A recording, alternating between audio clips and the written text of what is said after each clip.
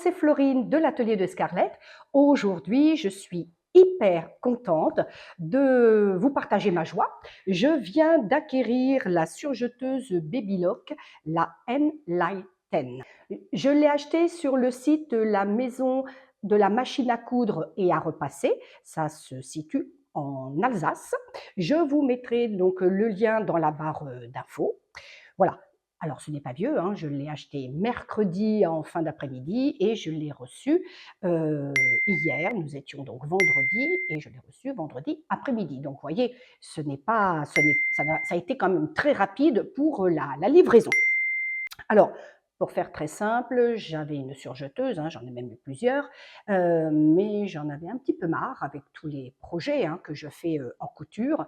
Je voulais passer un petit peu au stade supérieur et surtout éviter l'enfilage d'un quart d'heure, 20 minutes à chaque fois et oublier en tout cas tous les essais que je devais faire avec la tension de mes boucleurs et de mes aiguilles pour coudre mes projets. Alors, j'ai fait donc des tests hier après-midi, je vais vous montrer tout ça, mais auparavant, je vais vous donc présenter la fameuse Babylock Enlighten. Là, je vous montre, je vous fais grâce du déballage du carton qui, soit dit en passant, était super bien fait, très très bien emballé. Donc, une fois que j'ai ouvert mon carton, donc naturellement, il y avait la Babylock, bien sûr, différentes petites choses qui étaient donc livrées avec. Alors, la première chose, c'est quand même le manuel d'utilisation. Alors, qui est très bien fait, je l'ai potassé hier et c'est très très bien expliqué. Donc voilà, ça c'est la notice d'utilisation. Mais il y avait aussi, vous voyez, quelque chose de cartonné, le guide d'enfilage rapide. Moi, j'ai trouvé ça que c'était quand même une très bonne idée, avec donc des dessins en couleur, avec, je fais très bref, avec le surjet à 4 fils, comment on enfile pour le surjet à 4 fils, le surjet à 3 fils large, le surjet à 3 fils étroit, le 3 fils ourlé étroit, le 3 fils ourlé rouloté et le dernier enfilage, le 3 fils fatlock. Donc ça, je trouve aussi que c'est pas mal quand on n'a pas l'habitude de faire certains projets où on a besoin d'enfiler autrement sa machine, d'avoir ce petit mémo. Donc ça, je trouve ça pas mal non plus. Avec, donc dans le carton, j'avais un assortiment de fils, des bobines de la marque Ackerman. Donc cet assortiment de bobines avec comme couleur, donc 4 bobines à chaque fois, vous avez du blanc, du beige, du gris, du bleu et du noir. Je trouve quand même que c'est assez sympa. On peut commencer à travailler certains projets sans aller courir tout de suite à aller chercher du fil. Voilà, c'est bien. Donc ça, avec était livré aussi un sac de transport rigide. Je trouve ça sympathique aussi, donc avec une voilà bête avec ça et une belle pochette sur le devant pour y glisser, je pense, la pédale. Par contre, ce que j'ai trouvé un petit peu, ouais, enfin, pas très chouette, c'est la fameuse, comme toujours, voilà, la petite housse que l'on met dessus pour éviter la poussière. Bon, autant vous dire que je vais m'en servir comme patron pour m'en faire une belle en tissu. Voilà, je trouve que c'est un petit peu dommage pour le prix de cette machine. C'est quand même pas donné d'avoir ça. Mais bon, c'est comme ça. Voilà, donc ça, c'est la petite housse qui était livrée avec. Ensuite, vous avez donc un compartiment à accessoires, donc qui est sur le devant donc, de la machine. Donc ici, qui s'ouvre là. Donc c'est bien parce que vous l'avez toujours à portée. Donc là, c'est très bien. Alors, on va faire simple, un petit tournevis. Ici, vous avez des petites vis pour les aiguilles, un petit jeu d'aiguilles. Ça, tout le monde la connaît, celle-ci, quand on a une surjeteuse, notre pince. Nous avons une petite brosse pour le nettoyage de sa machine. Je m'en suis déjà servie parce que j'ai déjà fait des essais, bien sûr. Et puis ici, nous avons un couteau. Alors là, j'ai trouvé ça extraordinaire. C'est bien la première fois que je vois qu'on est livré avec un couteau. Je dis merci. Alors voilà, ça c'est mon petit compartiment à accessoires donc sur le devant de ma machine. Voilà, je remets mes petits accessoires et hop, on ferme le compartiment. En plus, nous avions donc un petit étui ici en plastique où dedans nous avons, je fais court, un grand tournevis. Et puis alors, c'est pareil, hein, ça c'est très bien aussi, vous savez ce que c'est, hein, c'est pour que les bobines, le fil se défasse très très bien. Et puis, comme on peut avec la Baby Lock Enlighten, on peut se servir, ben, j'ai l'impression, hein, j'ai lu ma notice, différents styles, différents fils. Bon, là c'est mes cônes hein, que j'avais avec mon ancienne surjeteuse, donc que j'avais en différentes couleurs aussi. Mais lorsque vous voulez coudre avec des petites bobines, donc on met donc cette arête bobine dessus et vous avez ici petite mousse pour ne pas que ça glisse. Et par-dessus, on met l'arête de fil. Voilà, donc ça c'était donc avec la pochette ici d'accessoires. La Baby Lock Enlighten, elle, bon, bah, elle se compose comme une surjeteuse normale, sauf que là, moi ce que j'ai aimé, c'est l'ouverture frontale. Je vous la présenterai tout à l'heure avec le test. Hein. Donc vous avez l'ouverture frontale. Ici, vous avez, pour accéder là, ici, voilà, vous avez ici l'ouverture là.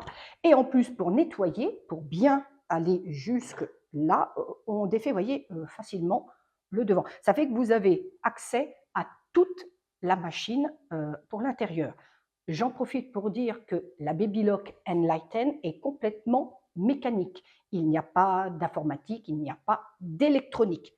D'ailleurs, vous pouvez déjà voir qu'il n'y a pas de molette de tension comme nous avons toutes sur les autres surjeteuses. D'après ce que j'ai compris, en regardant la notice d'utilisation, la Baby Lock Enlighten, lorsqu'on insère notre tissu, quel que soit le tissu, c'est la machine qui calcule le débit de fil par rapport à l'épaisseur que nous insérons là sous le pied presseur. Ici, donc, vous avez le compartiment pour aller bien nettoyer. Et puis ici, donc, nous avons notre petit... voilà.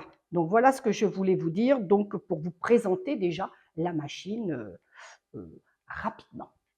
Et bien voilà, maintenant nous allons procéder à l'enfilage donc de la machine. Alors ici, nous allons ouvrir le capot frontal. Voilà. Et ici, avant toute chose, nous devons, pour enfiler la machine, passer ici sur Threading pour l'enfilage.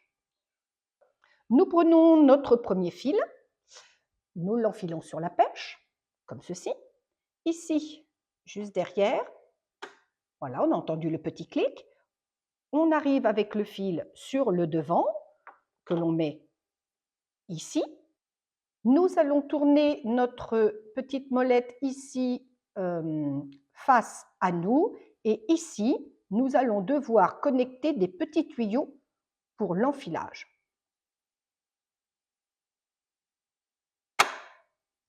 Voilà, une fois que nous avons les deux petits tuyaux connectés, nous reprenons notre fil et ici, nous allons l'enfiler.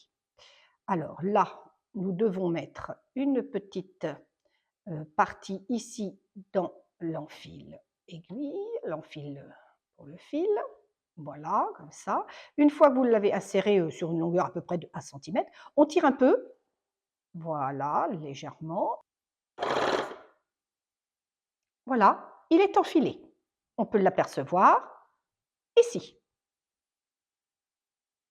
Et là, vous n'avez qu'à le mettre derrière le pied presseur. Voilà, à l'arrière. Ici, sur le côté. Voilà, le premier fil est enfilé. Nous allons passer au deuxième. Donc, je prends mon fil de la perche, je le mets donc juste à côté, on entend le petit clic.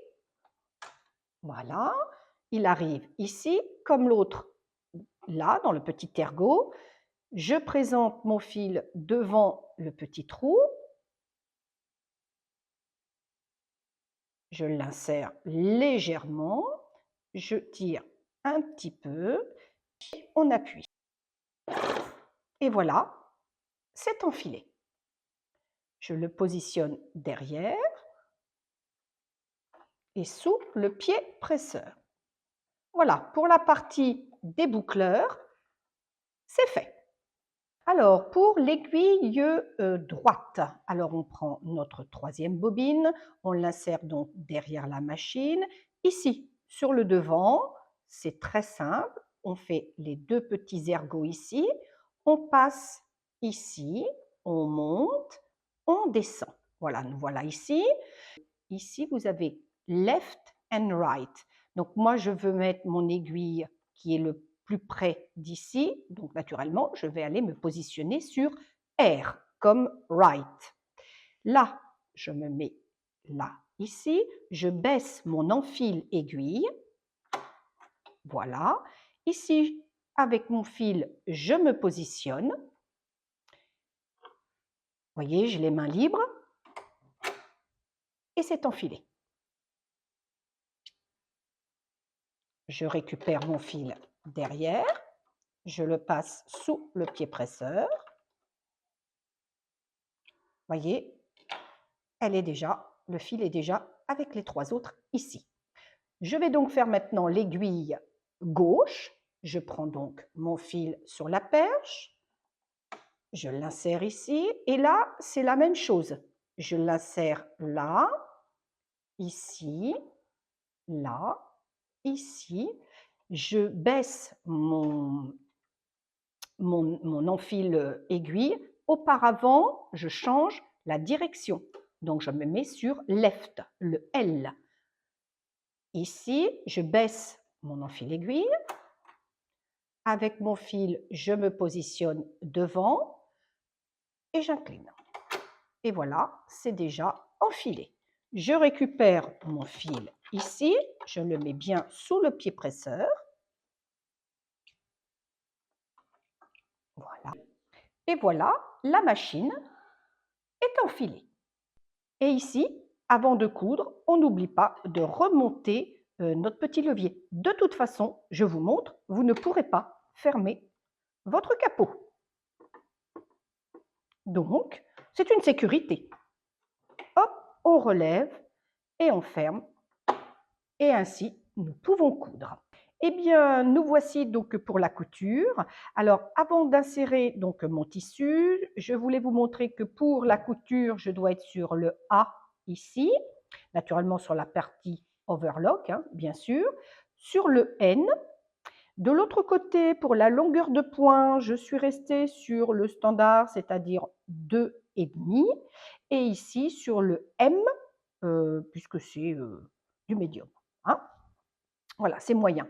Nous allons prendre pour commencer le tissu que j'ai utilisé hier pour mes tests puisque je suis en train de me faire un petit pantalon d'intérieur. Alors là, vous voyez, je vous ai mis deux épaisseurs. Ici, je soulève simplement mon pied de biche. Je me mets donc ici et nous allons coudre.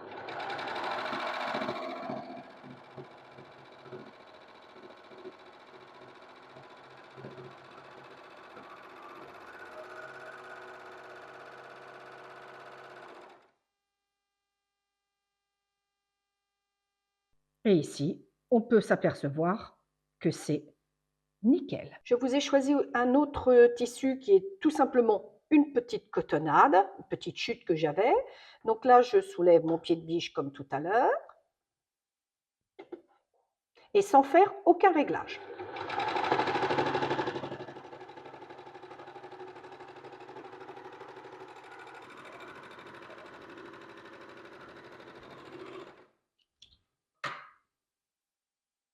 Et ici, on peut s'apercevoir que c'est nickel. Voici le troisième exemple. Alors là, c'est une chute de laine bouillie. C'était une chute que j'ai fait pour mon Duffelcoat. Donc là, la même chose, je mets sous mon pied presseur et je vous rappelle que je n'ai fait aucun réglage.